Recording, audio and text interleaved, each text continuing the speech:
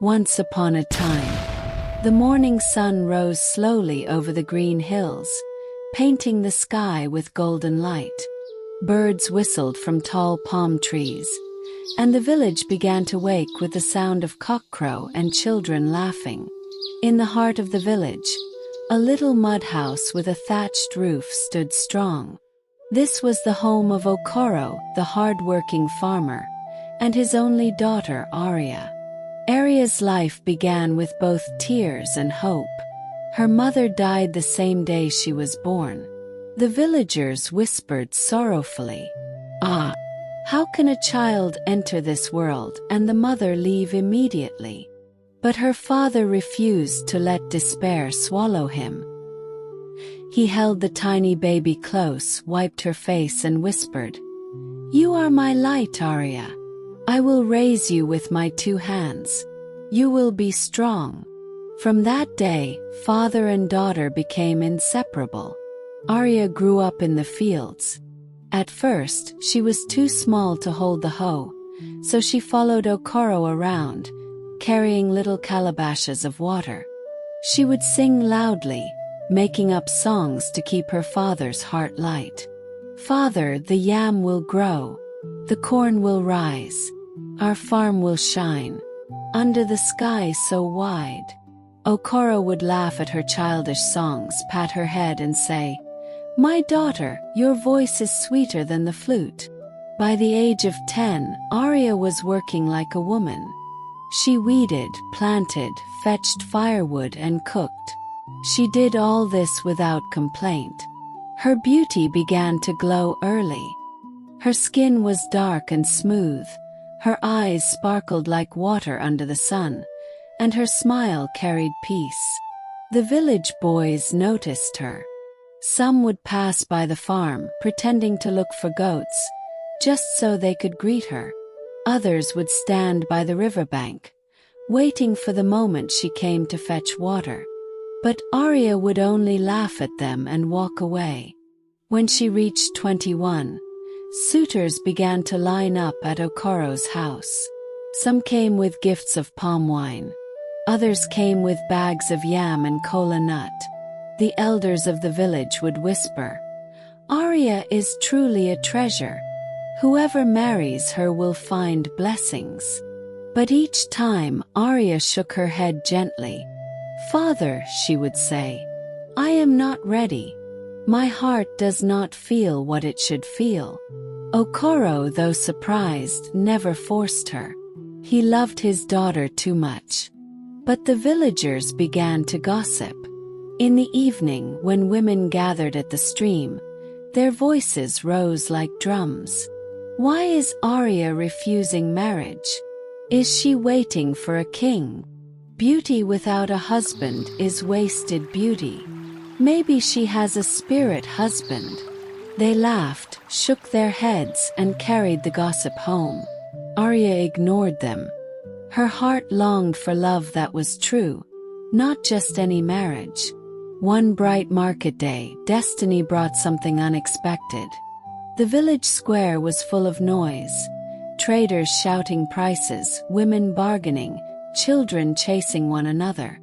Arya was arranging fresh vegetables on a small wooden table. She wore a simple wrapper and her hair was tied neatly with a scarf. Her face shone even without makeup. That same day, a wealthy man named Ben entered the village. He was a real estate businessman from the city. He had come to buy land for a project. Tall, confident, and dressed in a neat white shirt, Ben carried himself with calm power. But when his eyes fell on Arya, something inside him stopped. She was not like the women he saw in the city. She was natural, graceful, and full of quiet strength. He watched as she smiled at an old woman who was too poor to pay for vegetables. Arya pressed the food into the woman's hand and said softly, "Take it, Mama. Go and cook for your children." Ben's heart melted. He asked a villager, "Who is that young woman?" The man replied, "That is Arya, daughter of Okoro. She is beautiful, hardworking, but she has refused every suitor in this village. Ben smiled quietly. Maybe she has been waiting for me. Days passed. Ben found reasons to visit the farm where Okoro and Arya worked. At first, Arya was shy around him. She had seen rich men before, proud and boastful, but Ben was different. He joined them in the field, his hands not afraid to touch the soil. He helped Okoro carry heavy baskets of cassava. He laughed freely, listened carefully, and spoke gently. Arya's heart, which had always been closed, began to open little by little. One evening, as the sun painted the sky with orange, Ben turned to her. "Arya, from the first day I saw you, I knew you were different. Your kindness shines more than your beauty. Will you allow me to walk beside you in this life?" Arya's heart beat fast. She lowered her eyes, shy. For the first time, she smiled at a suitor. That night, she whispered to her father, "Papa, I think I have found the one." The wedding was grand. Drums echoed through the hills. Women danced with rattles on their ankles. Children clapped and sang. Elders raised their hands and blessed the union. The whole village celebrated, for Arya, their jewel, had finally found love. She followed Ben to the city, her heart full of dreams. The house was big, the cars shiny, the clothes expensive. First, life seemed like a fairy tale. Ben adored her, and Arya believed happiness had finally settled in her home. But 3 years passed, and no cry of a baby was heard. Arya's smile faded slowly. She and Ben visited hospitals, prayed in churches, and tried every medical treatment. Each time the doctor shook his head, her heart broke a little more. Ben tried to stay strong. He held her hand and said, "Don't cry, my love. Children will come. I married you for who you are, not for what you can give." But not everyone thought like him. His family began to turn against Arya. One afternoon, his mother shouted, "What kind of woman are you? 3 years and not even one child. Are you here to eat my son's wealth? You are a curse." His sisters joined in, mocking her. They called her barren, useless, and unworthy. Sometimes they pushed her, sometimes they tore her clothes, and sometimes they spread gossip in the neighborhood. Arya cried alone at night, her tears wetting the pillow. She remembered her quiet village and the farm, where life was simple. She wished she could escape back into her father's arms. By the 4th year, her spirit was weak. But then one day her father sent her a message. "My daughter, come home. The ancestors want to speak." Arya packed her bag with trembling hands. Hope and fear battled inside her heart as she prepared to return to the village that had once held all her joy. The road back to the village felt long for Arya. She sat quietly in the bus, staring out the window as trees and rivers passed by. Her heart was heavy with pain. Yet somewhere deep inside, a tiny flame of hope refused to die. Beside her sat her cousin Chioma, a lively young girl of 17 who was always ready to make jokes, even in serious moments. Chioma leaned close and whispered, "Sister Arya, when we reach the village, you must eat Mom Ngozi's puff puff. If you taste it, you will forget your troubles." Arya smiled weakly.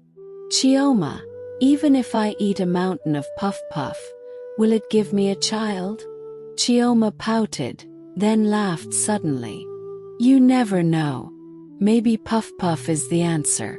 You have tried hospitals and doctors. Why not puff puff?"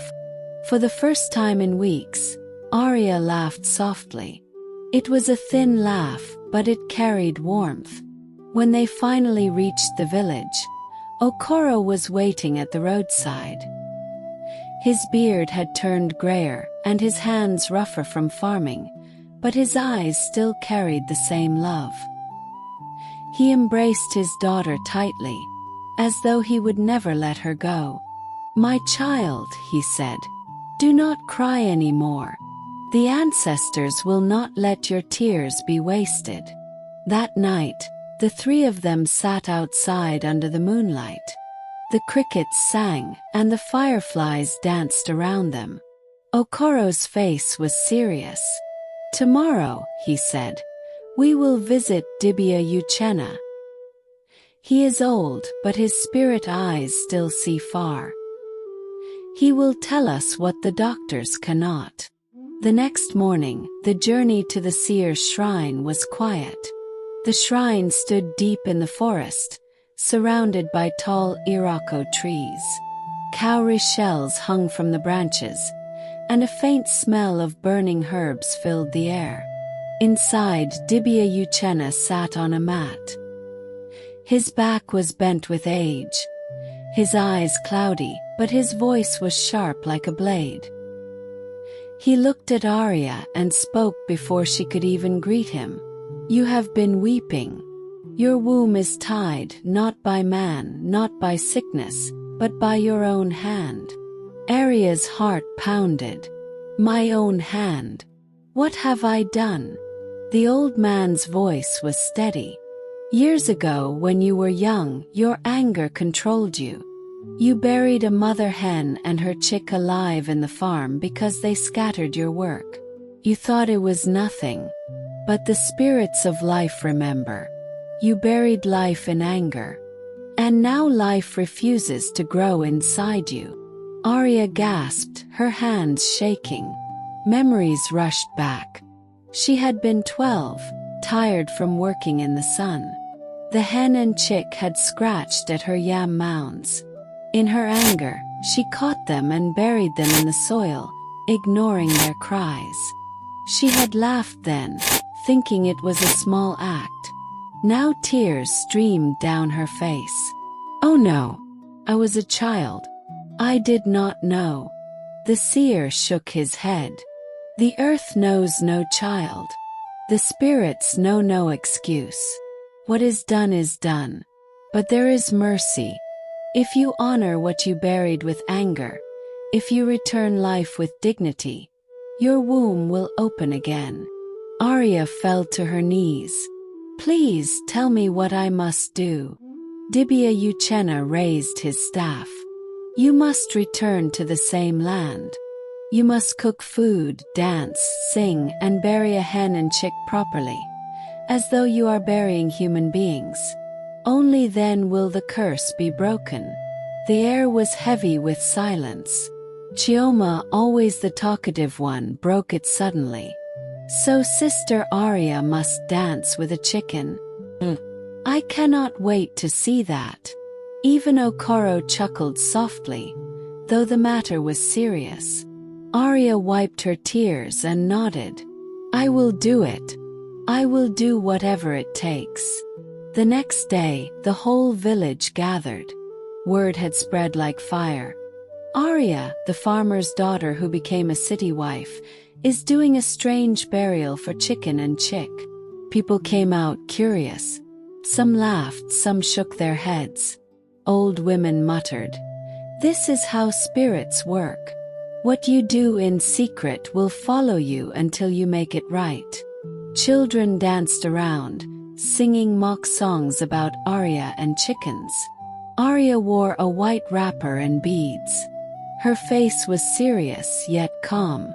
A live hen and chick were placed before her, with bowls of food prepared beside them. Drummers began to beat slowly. She raised her voice and sang, "Forgive me, mother hen, forgive me, little chick. I buried you with anger, I return you with peace. Forgive me, forgive me. Let life come back to me." Tears ran down her cheeks as she danced slowly around the hen and chick. The villagers clapped, some laughing at the strangeness, Others moved to silence. Chioma danced beside her, shaking her waist exaggeratedly and making faces to lighten the mood. Even the drummers laughed at Chioma's antics, but the ceremony continued. Finally, Arya dug a small grave with her own hands. She placed the hen and chick gently inside, covering them with soil while singing the last verse of her song. The drums grew louder, the women ululated, and the men nodded in approval. When it was done, Arya felt something leave her chest, as though a heavy stone had rolled away.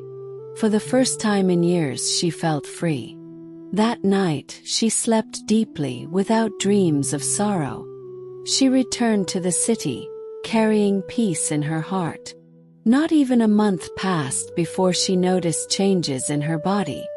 Her strength wavered, her appetite grew strange, and her heart carried a secret joy. The doctor confirmed it. She was pregnant.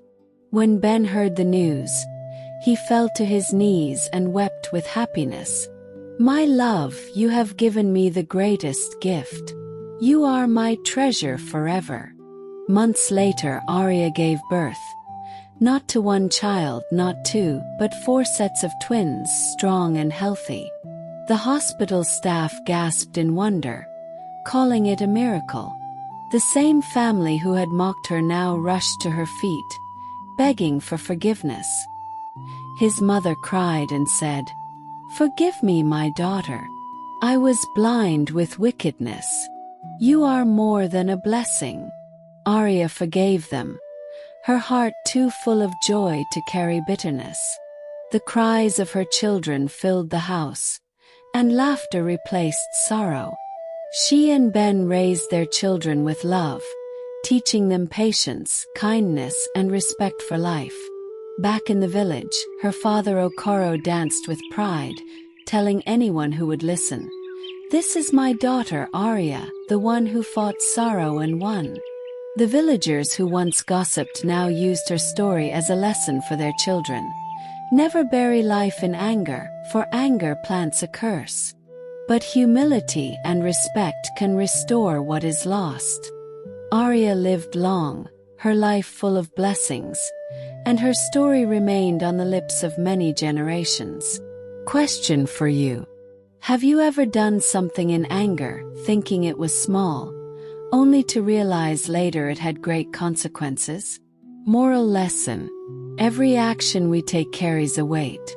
Anger may seem sweet for a moment, but it plants seeds that can choke our future. Respect all forms of life, no matter how small, for what we give to the earth always returns to us. Patience, humility, and forgiveness open doors that anger and pride keep closed. Thank you for watching. Please don't forget to like, subscribe, and share to your loved ones. The end.